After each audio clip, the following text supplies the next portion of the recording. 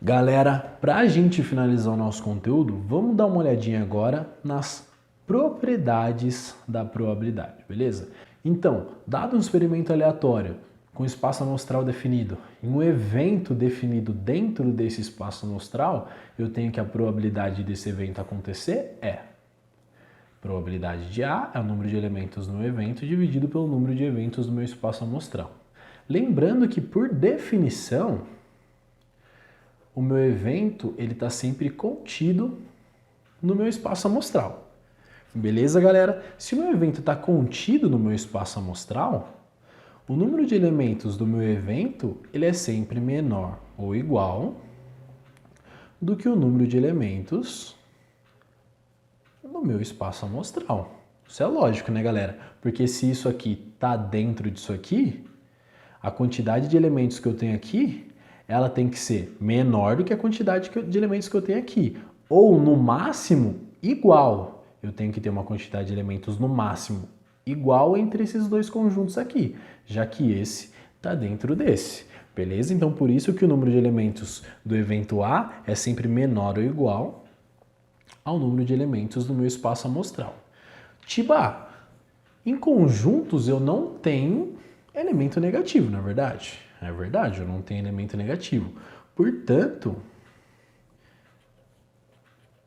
o número de elementos do meu evento ele é sempre maior ou igual a zero, tá? Então, quando o meu evento ele acontece, ele tem possibilidade de acontecer, ele é maior do que zero. Porém, quando eu tenho um evento impossível, o número de possibilidades desse evento acontecer, o número de resultados favoráveis é igual a zero. Por isso, o número de elementos do meu evento ele é sempre maior ou igual a zero. E a gente acabou de discutir que ele é menor ou igual ao número de eventos do meu espaço amostral, certo? Olha só que bacana que eu posso fazer aqui. Eu posso dividir todos os lados dessa igualdade pelo número de elementos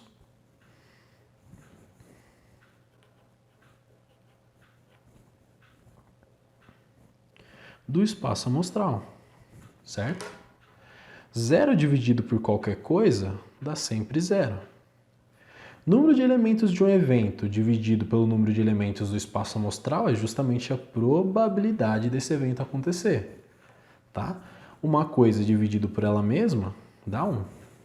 Aqui, galera, eu tenho a minha primeira propriedade e talvez uma das mais importantes. Talvez não, com certeza uma das mais importantes. A minha probabilidade absoluta, ela é sempre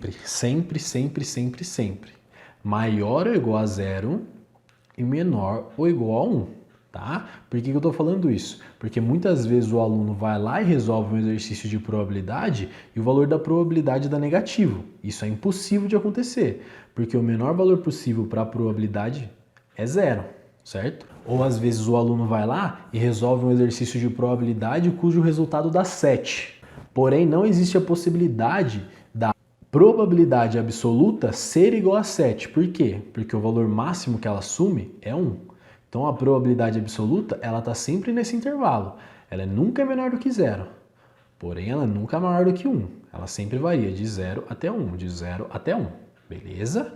Falando nisso, galera, olha só, vamos relembrar algumas coisinhas. Toda vez que eu tinha um evento que era impossível de acontecer, a gente chamava ele de evento impossível.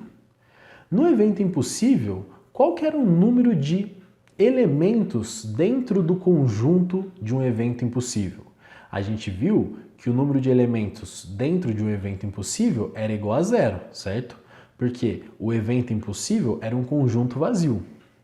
Então, quando eu calculo 0 dividido pelo número de elementos do espaço amostral, na verdade, o que eu estou fazendo aqui é calculando o número de elementos que eu tenho dentro de um evento vazio dividido pelo número de elementos do espaço amostral. Ou seja, o que eu estou fazendo aqui então?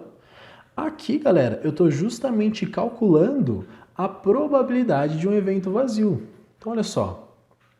A probabilidade de um evento vazio, ou seja, a probabilidade de um evento impossível. É o número de elementos que eu tenho dentro de um evento impossível, tá? 0 elementos, dividido pelo número de elementos do espaço amostral. Ou seja, a probabilidade de um evento impossível acontecer é sempre zero, certo? Do mesmo jeito que a gente estava discutindo lá no exemplo dos dados.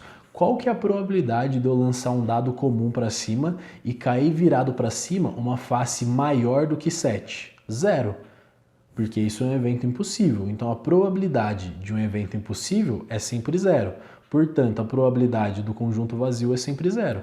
E olha aqui que bacana. A gente definiu que quando um determinado evento D fosse igual ao espaço amostral, esse evento D era chamado de evento certo. Lembra disso? Então, quando eu estou dividindo o número de elementos do espaço amostral pelo número de elementos do espaço amostral, na verdade eu estou dividindo o número de elementos do evento certo, tá? Dividido pelo número de elementos do espaço amostral. Então, quando eu faço aqui, galera, ó, a probabilidade do espaço amostral acontecer, olha só, vamos lá. A probabilidade do espaço amostral acontecer vai ser justamente o número de elementos do espaço amostral dividido pelo número de elementos do espaço amostral. Ou seja, a probabilidade do espaço amostral acontecer é sempre 1. Ou seja, a probabilidade que algum elemento do espaço amostral vai sair quando eu realizo o meu experimento aleatório é sempre 100%. Por quê? Quando eu realizo o meu experimento aleatório, com certeza o resultado vai ser um dos elementos que pertencem ao espaço amostral. Por quê? Porque dentro do espaço amostral eu tenho todos os resultados possíveis para o meu experimento aleatório. Então a probabilidade do espaço amostral é igual a 1. Aqui a gente fala que a probabilidade do evento certo acontecer é sempre 1. Por quê, galera? Porque, como o próprio nome diz, evento certo, eu tenho certeza que ele vai acontecer. A probabilidade de acontecer alguma coisa que eu tenho certeza que vai acontecer é sempre 100%, é sempre 1, tá? Então aqui eu posso chamar isso aqui de primeira propriedade. Qual que é a primeira propriedade e a mais importante delas? A probabilidade varia sempre entre 0 e 1, tá? Sendo que 0 é a probabilidade do meu evento impossível, tá? É a probabilidade do conjunto vazio. E sendo que 1, vou chamar aqui de propriedade 3, é a probabilidade do espaço amostral acontecer, ou seja, a probabilidade de um evento certo acontecer, certo? Então, vamos continuar aqui, olha só. A partir da minha definição de probabilidade, vamos ver o que acontece com os eventos complementares e com a união de dois eventos. Olha só. A gente já estudou que quando eu tenho dois eventos que são complementares, o número de elementos do meu evento mais o número de elementos do complementar tem que ser igual ao número de elementos do espaço amostral. Vamos então dividir todo mundo aqui pelo número de elementos do espaço amostral.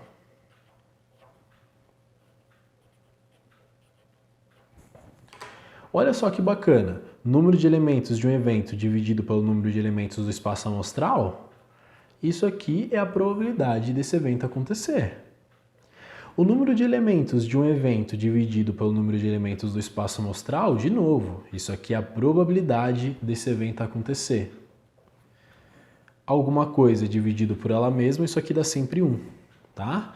Então, aqui eu tiro a quarta propriedade. Nessa propriedade, o que eu estou falando? Estou falando que a probabilidade de um evento mais a probabilidade do seu complementar é sempre igual a 100%, tá?